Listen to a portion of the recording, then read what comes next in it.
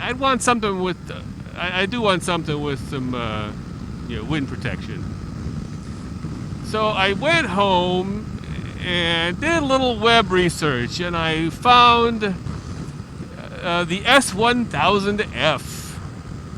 It's probably not going to be called the F in production. My bet is it'll be called the S1000 GT. It is a sport touring bike built on the S1000 motor.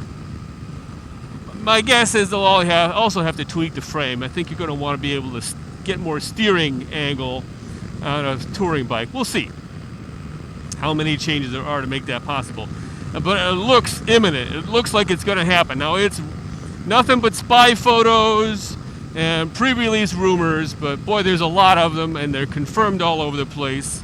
It looks like the bike is going to be introduced in the October motorcycle show in Köln. I'm trying to pronounce that closer to the German pronunciation. In America, we'd probably say Cologne. Anyway, the German motorcycle show in October, and probably rolled out within months after that.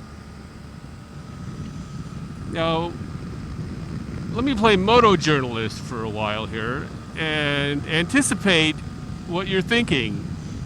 Why does BMW need another touring bike? For crying out loud, look at their product line. They've got the classic, the RT, the classic touring bike. The big kahuna, the 800-pound gorilla, almost literally, the K1600 line. The newly refocused F800 GT Sport Tourer. And you could argue that the GS is in real life, it's a touring bike of sorts. In fact, they rarely go off-road in reality. Right? Then we've got some of the K1200, 1300 family I'm not so familiar with, excuse me, but a lot of people seem to look at those as sport tourers or bikes in the general category. So why, oh why, come out with an S1000F? What's up with that? Well, my hope is the S1000F would be by far the sportiest of the sport touring bikes or touring bikes in BMW's lineup. What I would really like is if it was basically just longer travel, wind protection, and luggage accommodations. That's really all the bike needs over the R. And if that was what we were looking at, I'd be in.